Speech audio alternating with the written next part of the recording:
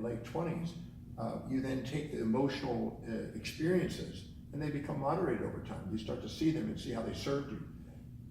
But when you're a child, sometimes you keep them polarized and they can become subjectively stored. And you can actually have them occupy space and time in your mind and keep running you and make you avoid things and seek things accordingly. Most decisions that we think we're making are actually our responses from the subconscious mind causing us to react before we're even conscious of it. And that's because of these formative years, highly emotional states. But if we go in there and take and go back to those moments and show them the other side at that moment, we can dissolve those emotive processes and liberate them.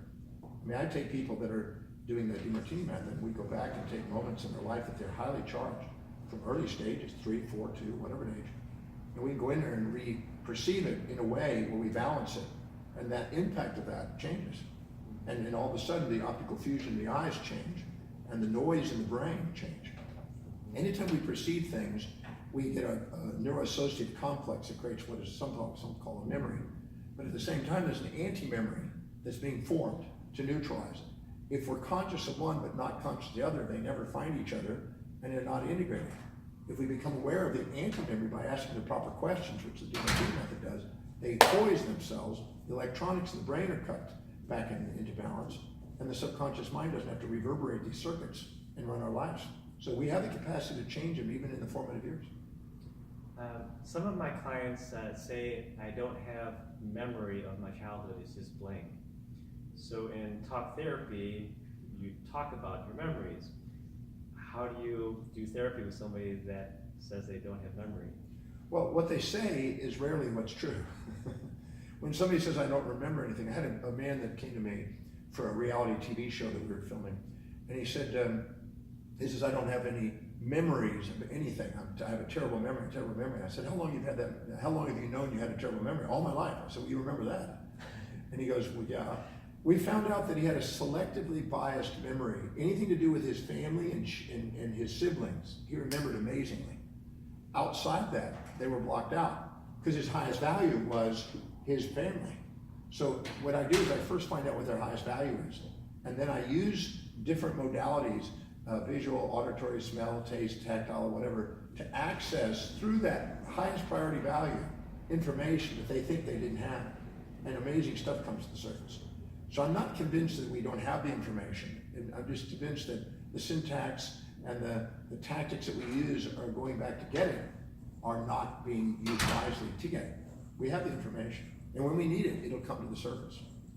Would this be possibly a new tool to help these seniors who are going through loss of memory? They unfortunately can look at their child and not know who they are, to recall and reactivate the brain?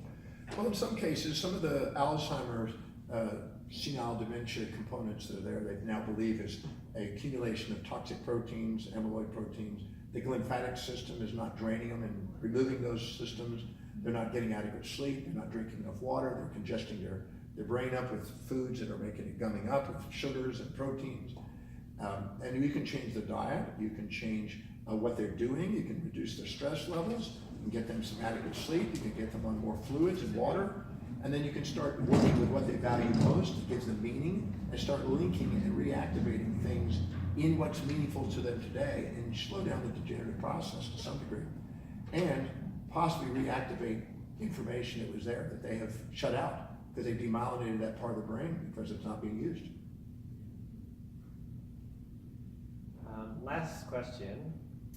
Awakening the Genius. You have a story about nearly dying when you're surfing on the North Shore of Hawaii and meeting Paul Bragg. Can you share with us what that really did for you to shift things? Well, I was a high school street kid. I dropped out of school when I was a teenager. I really left home at 13. I lived on the streets from that point up till about 18. I lived in hitchhiked to California when I was 14 from Texas, hung out in Huntington Beach for a while, then panhandled enough money to be able to fly to Hawaii.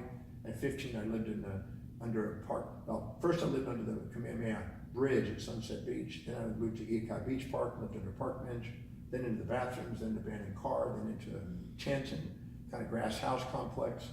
I was kind of a social climber. I was surfing every day. My life consisted of surfing because I had dropped out of school and academic and reading was not my thing. I had learning problems as a child. Then I met, as recovery from nearly dying of strychnine cyanide poisoning, I met Paul Bragg at a little recreation hall. Somebody told me to go to this, somebody told me to take a yoga class, and then I saw a flyer for Paul Bragg speaking at a yoga class, so something intuitively said, go there. And then one night, this one man in 1 hour touched me so deeply with what his presentation was that made me believe that maybe I could overcome my learning problems and become intelligent and learn how to speak and teach and read. And I set out on a quest from November 18th, 1972, on a quest to overcome my learning problems and become a teacher. And I went on a quest, and here I am. 45 years later, I'm doing exactly what I set out to do then. Well, thank you. I consider you one of my Paul Braggs in my life for helping me find my passion and my purpose. For other young students aspiring to find their path, do you think it's critical to find a mentor, or it's just they're going to have to find their own light that's going to ignite them? Well, I think that all great teachers or great leaders in any field have had mentors. I worked with two Olympic medalists the other day. One was in pole vaulting and one was in high jumping, and their coaches there, they were both attending the breakthrough experience. And they easily stated that there's no way they could be where they are if they didn't have a great coach. And I've seen people in various fields have mentors. I worked with Paul Brody the other day, who's one of the leading quantum physicists in the world, and the quantum computer, and is working with entangled computers and amazing stuff in the computer. He's had mentors associated. He also mentors people. So almost every field that I studied has mentor lineages. And so there's a value in taking it. Why would we reinvent the wheel with telenomics? Why not have telelogics and foresight and mentorship? That makes more sense. So I'm constantly reading. I'm reading all Paul Brody's quantum computer information. I have 38 different articles I'm reading right now. One by one, I'm going through and summarizing them, just so I'm up to date with what's going on in the quantum world there.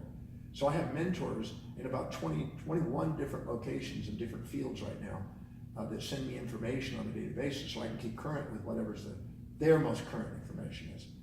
And it saves me a lot of time researching, learning. So I'm constantly mentoring, being mentored, both and mentoring too. Thank you. Well, that's about it for our interview today. I want to thank Dr. John Demartini again for sharing his time with us and inspiring us. As you can see, there's a lot of depth to this person. I'll probably be rewatching this video many times over. Thank you, Dr. Demartini. Thank you.